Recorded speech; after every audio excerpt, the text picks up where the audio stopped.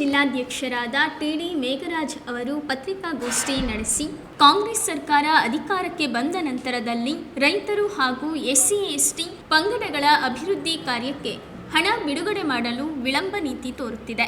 ಈ ವಿಳಂಬ ನೀತಿ ಕಾಂಗ್ರೆಸ್ ಸರ್ಕಾರ ಎಸ್ಸಿ/ಎಸ್ಟಿ ಮತ್ತು ರೈತ ವಿರೋಧಿ ಸರ್ಕಾರ ಎಂಬ ಅಭಿಪ್ರಾಯಕ್ಕೆ ಎಡೆ ಮಾಡಿಕೊಟ್ಟಿದೆ ಎಂದು ಆರೋಪಿಸಿದ್ದಾರೆ.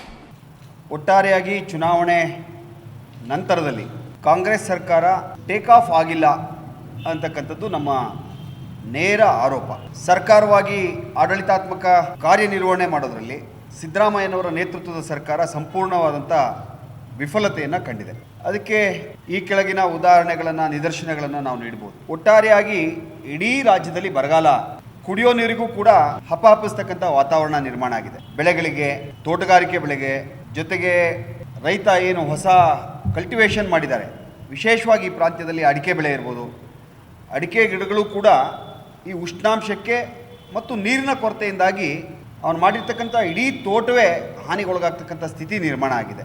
ಸುಮಾರು 875 ಜನಕ್ಕಿಂತ ಹೆಚ್ಚು ಜನ ರೈತರು ಆತ್ಮಹತ್ಯೆ ಮಾಡ್ಕೊಂಡಿದ್ದಾರೆ.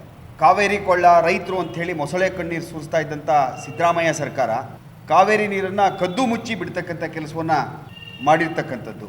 ಇಂಥ ಬರಗಾಲ ಆವರಿಸಿರಬೇಕಿದ್ರೆ ಶುದ್ಧ ಕುಡಿಯುವ ನೀರಿನ ಘಟಕಗಳು ಆಸರೆ ಆಗಬೇಕಾಗಿತ್ತು. ಇವತ್ತು ಟ್ಯಾಂಕರ್ ಮಾಲೀಕರ ಲಾಬಿ ಇರಬಹುದು, ಅಥವಾ ನೀರು ಸರಬರಾಜು ಮಾಡ್ತಕ್ಕಂಥ ಗುತ್ತಿಗೆದಾರರ ಕೈಚಳಕವೂ ಇರ್ಬೋದು.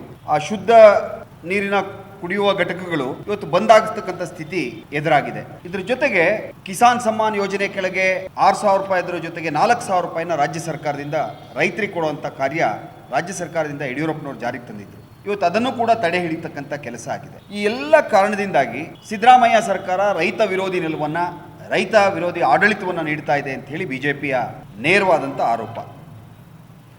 ಇದರ ಜೊತೆಗೆ ಪರಿಶಿಷ್ಟ ಜಾತಿ ಮತ್ತು ಪಂಗಡಗಳವರೆಗೂ ಕೂಡ ದ್ರೋಹವನ್ನು ಮಾಡ್ತಾ ಇದೆ ಕಾಂಗ್ರೆಸ್ ಸರ್ಕಾರ, ಸಿದ್ದರಾಮಯ್ಯನವರ ಸರ್ಕಾರ. ಸುಮಾರು 11,500 ಕೋಟಿಗಿಂತ ಹೆಚ್ಚು ಮೊತ್ತವನ್ನು SC, SP, STP ಯಾವ ವಂಚಿತ ಸಮುದಾಯಗಳಿಗೆ ಅದರ ಶ್ರೇಯೋಭಿವೃದ್ಧಿಗೋಸ್ಕರ ಮೀಸಲಾಗಿತ್ತೋ ಆ ಹಣವನ್ನು ಬಿಡುಗಡೆ ಮಾಡ್ದೇನೆ, ಆ ಕಾಮಗಾರಿಗಳನ್ನು ಪೂರ್ಣಗೊಳಿಸ್ದೇನೆ ಕಳೆದ ಸಾಲಿನ 11,500 ಕೋಟಿ, ಈ ಸಾಲಿನ 14,000 ಕೋಟಿ ರೂಪಾಯಿಗಳನ್ನು ಈ ಸಮುದಾಯಗಳಿಗೆ ವಂಚನೆ ಮಾಡಿರೋದ್ರಿಂದ ರೈತರ ಜೊತೆಗೆ ಪರಿಶಿಷ್ಟ ಜಾತಿ ಪಂಗಡದ ವಿರೋಧಿ ಸರ್ಕಾರವೂ ಇದಾಗಿದೆ.